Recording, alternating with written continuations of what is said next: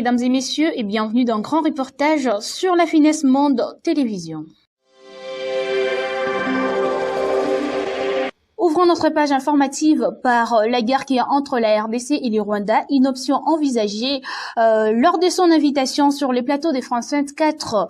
Le ministre de la Communication et Médias congolais, Patrick Muyaya, déclare que l'armée congolaise a reconnu mardi 21 janvier 2025 une percée du M23 dans l'est de la RDC. Groupe armé qui combat le gouvernement de Kinshasa dans la région avec le soutien du Rwanda et son armée s'est emparée de Minova. Nous voilà au Niger avec la création d'une armée unifiée de 3 pays africains avec 5000 soldats. A annoncé mardi 21 janvier 2025 le ministre de la Défense nigérienne qu'une force unifiée de 5000 soldats provenant des armées du Niger, du Burkina Faso et du Mali, 3 pays sahéliens gouvernés par le junte militaire, va voir le jour dans les semaines prochaines pour lutter contre le djihadiste.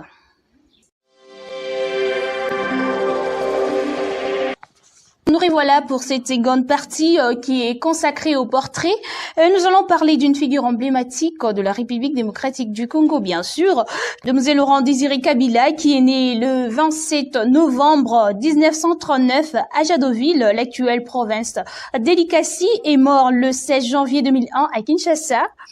Il fut un homme d'État et président de la République démocratique du Congo de mai 1997 jusqu'à son assassinat en janvier 2001. Et figure parmi les listes de héros nationaux de la République démocratique du Congo. Suivez cet élément. 16 janvier 2001, Laurent Désiré Kabila est mort assassiné. Il avait 61 ans. Et il est décédé la veille du jour anniversaire de la mort de Patrice Emery Lumumba, dont il se disait un des héritiers. Comment Kinshasa l'a pleuré, déferlé, une évasion de la rue que jamais vous verrez. Et passé les premiers moments d'émotion, les Congolais, et avec eux les observateurs de la vie politique et militaire de la RDC, s'interrogent sur cet étrange assassinat. Voici l'histoire telle qu'elle est racontée par le dernier témoin qui était dans la pièce lorsque s'est produit le drame. Nous préparions le sommet France-Afrique. Nous devions aller à Yaoundé. Celui qui vient de faire signe au chef de l'État s'appelle Rachidi Kasereka, un enfant soldat devenu l'un des gardes du corps du président Laurent Désiré Kabila. Émile Mota est assis en face. Là, moi j'étais en train de prendre note. J'entends le premier coup de feu.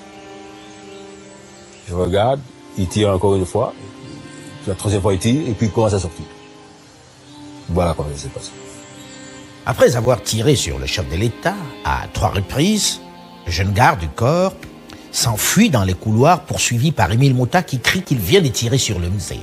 Et j'ai crié en Swahili, Uibwana na pigara isi masasi. Et à un certain moment, j'entends, ce monsieur vient de tirer sur le chef de l'État. Un des gardes de faction, à l'entrée, écoutant le cri lancé par le conseiller du président, tire dans la jambe du fuyard. Ce dernier s'écroule net. Puis l'aide du camp du président, le colonel Edi Kapen, alerté, arrive avec une kalachnikov et abat froidement, malgré les protestations de Thierry Bargoura, qui a visé le pied, le jeune Rachidi.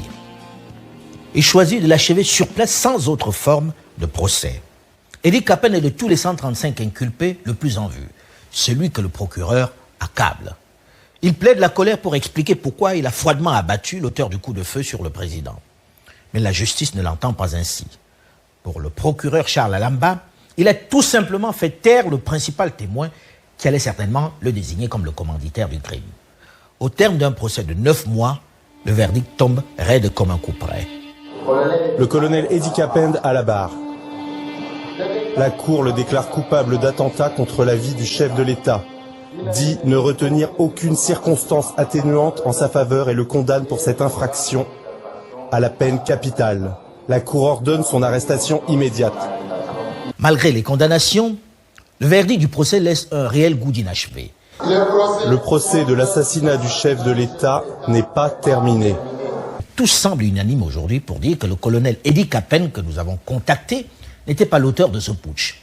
Plusieurs années après, il reste persuadé que la vérité finira par triompher. En tout cas, La question de l'assassinat de Laurent Désiré Kabila continue de diviser les Congolais, qui déjà n'avaient pas eu d'éclaircissement, d'explication sur la mort de Patrice Emery Lumumba.